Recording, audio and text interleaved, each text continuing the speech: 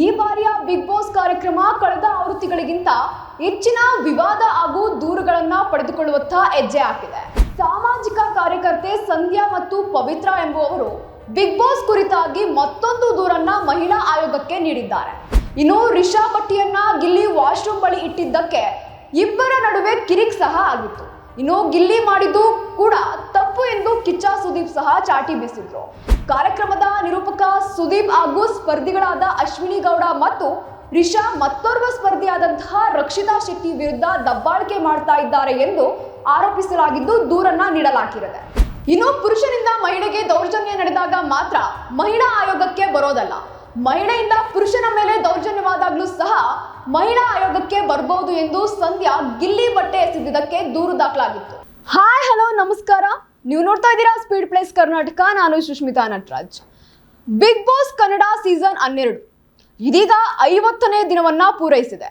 ಈ ಬಾರಿಯ big boss ಕಾರ್ಯಕ್ರಮ ಕಳೆದ ಆವೃತ್ತಿಗಳಿಗಿಂತ ಹೆಚ್ಚಿನ ವಿವಾದ ಹಾಗೂ ದೂರುಗಳನ್ನ ಪಡೆದುಕೊಳ್ಳುವತ್ತ ಹೆಜ್ಜೆ ಹಾಕಿದೆ.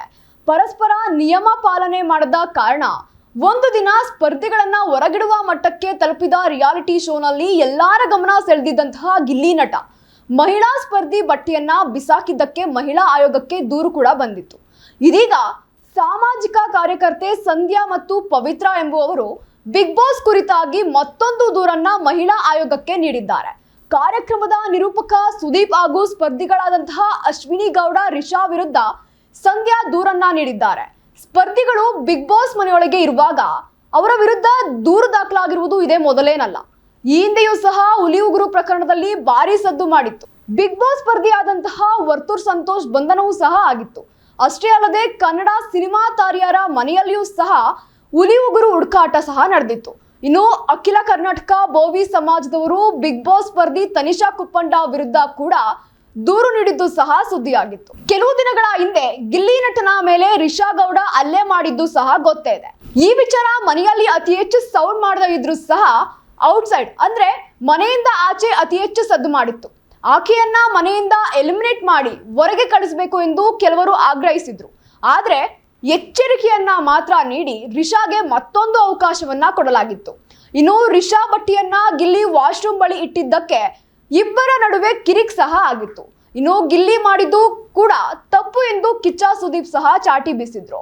ಮಹಿಳೆಯರ ಬಟ್ಟೆಗಳನ್ನ ಮುಟ್ಟುವುದು ಅತಿ ದೊಡ್ಡ ತಪ್ಪು. ನನ್ನ ಮನೆಯಲ್ಲಿ ಇರುವಂತಹ ಹೆಣ್ಣು ಮಕ್ಕಳ ಬಟ್ಟೆ ಅಥವಾ ವಸ್ತುಗಳನ್ನ ನಾನು ಮುಟ್ಟಲು ಇಂದಿಗೂ ಸಹ ಮುಜುಗರ ಪಡ್ತೀನಿ. ಆಗಿರುವಾಗ ನೀವು ರಿಷಾ ಬಟ್ಟೆಯನ್ನ ತೆಗೆದು ಅಲ್ಲಿ ಹಾಕಿದ್ದು ತಪ್ಪು ಎಂದು ಸುದೀಪ್ ಕ್ಲಾಸ್ ತಗೊಂಡ್ಕೊಂಡಿದ್ರು. ಆದ್ರೆ ಇದೀಗ ಇದೇ ವಿಚಾರವಾಗಿ ಮಹಿಳಾ ಆಯೋಗಕ್ಕೆ ದೂರು ನೀಡಲಾಗಿದೆ ಎಂದು ಇದೀಗ ವರದಿಯಾಗಿರುವಂತದ್ದು. ಕಾರ್ಯಕ್ರಮದ ನಿರೂಪಕ ಸುದೀಪ್ ಹಾಗೂ ಸ್ಪರ್ಧಿಗಳಾದ ಅಶ್ವಿನಿ ಗೌಡ ಮತ್ತು ರಿಷಾ ಮತ್ತೋರ್ವ ಸ್ಪರ್ಧಿಯಾದಂತಹ ರಕ್ಷಿತಾ ಶೆಟ್ಟಿ ವಿರುದ್ಧ ದಬ್ಬಾಳಿಕೆ ಮಾಡ್ತಾ ಇದ್ದಾರೆ ಎಂದು ಆರೋಪಿಸಲಾಗಿದ್ದು ದೂರನ್ನ ನೀಡಲಾಗಿದೆ. ಇನ್ನು ದೂರು ದಾಖಲಿಸಿದ ಬಳಿಕ ಸಂಧ್ಯಾ ಮಹಿಳಾ ಆಯೋಗದ ಕಚೇರಿ ಮುಂದೆ ನಿಂತು ದೂರಿನ ಕುರಿತು ಮಾತನಾಡಿದ್ದು ಕಿಚ್ಚ ಸುದೀಪ್ ಅವರಿಗೆ ಮಾನವೀಯತೆ ಎಂಬುದು ಮರ್ತು ಹೋಗಿದೆ ಅಂತ ಅನ್ನಿಸ್ತಾ ಇದೆ. ಇನ್ನು ರಕ್ಷಿತಾಗೆ ಪಿತ್ತ ನೆತ್ತಿಗೇರುತ್ತೆ ಎನ್ನುವ ತಾವು ಅದೇ ಅಶ್ವಿನಿ ಗೌಡ ಏನಾದ್ರೂ ತಪ್ಪು ಮಾಡಿದಾಗ ಯಾಕೆ ಸೈಲೆಂಟ್ ಆಗಿರ್ತಾರೆ ಎಂದು ಪ್ರಶ್ನಿಸಿದ್ದಾರೆ. ಅಶ್ವಿನಿ ಗೌಡ ಎಲ್ಲಾ ಸ್ಪರ್ಧಿಗಳಿಗೂ ಎಂದು ಏಕವಚನದಲ್ಲಿ ಬಾಯಿಗೆ ಬಂದ ಹಾಗೆ ಮಾತನಾಡ್ತಾರೆ. ಅದಕ್ಕೆ ಸುದೀಪ್ ಏನನ್ನೂ ಸಹ ಹೇಳೋದಿಲ್ಲ. ಈ ರೀತಿ ಶ್ರೀಮಂತರು ಹಾಗೂ ಬಡವರೆಂದು ಭೇದ ಭಾವ ಮಾಡುವುದಾದ್ರೆ ಬಡವರ ಮಕ್ಕಳು ಹಾಗೂ ಹೆಣ್ಣು ಮಕ್ಕಳನ್ನ ಕರೆಸಿ ಯಾಕೆ ಅವಮಾನ ಮಾಡ್ತೀರಾ? ಅವರಿಗೂ ಆಚೆ ಒಂದು ಕುಟುಂಬವಿದೆ, ಅವರಿಗೂ ಸಹ ಒಂದು ಮುಂದೆ ಜೀವನವಿದೆ. ನಿಮ್ಮ ಅನುಕೂಲಕ್ಕೆ ಅವರನ್ನ ಕರೆಸಿ ಅವಮಾನಿಸುವುದು ಎಷ್ಟು ಸರಿ ಎಂದು ಸಂಧ್ಯಾ ಆಕ್ರೋಶ ಹೊರಹಾಕಿದ್ದಾರೆ. ಇನ್ನು ಪುರುಷನಿಂದ ಮಹಿಳೆಗೆ ದೌರ್ಜನ್ಯ ನಡೆದಾಗ ಮಾತ್ರ ಮಹಿಳಾ ಆಯೋಗಕ್ಕೆ ಬರೋದಲ್ಲ, ಮಹಿಳೆಯಿಂದ ಪುರುಷನ ಮೇಲೆ ದೌರ್ಜನ್ಯವಾದಾಗ್ಲೂ ಸಹ ಮಹಿಳಾ ಆಯೋಗಕ್ಕೆ ಬರಬಹುದು ಎಂದು ಸಂಧ್ಯಾ ಗಿಲ್ಲಿ ಬಟ್ಟೆ ಎಸೆದಿದ್ದಕ್ಕೆ ದೂರು ದಾಖಲಾಗಿತ್ತು. ಆದ್ರೆ ಗಿಲ್ಲಿ ಮೇಲೆ ಅದೇ ಮಹಿಳೆ ಸ್ಪರ್ಧೆ ಹಲ್ಲೆ ಮಾಡಿದ್ದಕ್ಕೆ ನಾನು ದೂರು ದಾಖಲು ಮಾಡ್ತಾ ಇದ್ದೇನೆ ಎಂದು ಕಿಡಿಕಾರಿದ್ದಾರೆ. ಸದ್ಯ ಸಾಮಾಜಿಕ ಕಾರ್ಯಕರ್ತೆ ಸಂಧ್ಯಾ ಈ ಮೂವರ ವಿರುದ್ಧ ದೂರು ನೀಡಿದ್ದು ರಕ್ಷಿತಾ ಹಾಗೂ ಗಿಲ್ಲಿ ನಟನ ಪರ ನಾವಿದ್ದೇವೆ ಎಂದು ತಿಳಿಸಿದ್ದಾರೆ. ಇದಾಗಿತ್ತು ಈ ಕ್ಷಣದ ಸುದ್ದಿ. ಮತ್ತಷ್ಟು ಅಪ್ಡೇಟ್ಸ್ಗಾಗಿ ನೋಡ್ತಾ ಇರಿ ಸ್ಪೀಡ್ ಪ್ಲೇಸ್ ಕರ್ನಾಟಕ. ನಿಮ್ಮಿಂದ ನಿಮಗಾಗಿ ನಿಮಗೋಸ್ಕರ.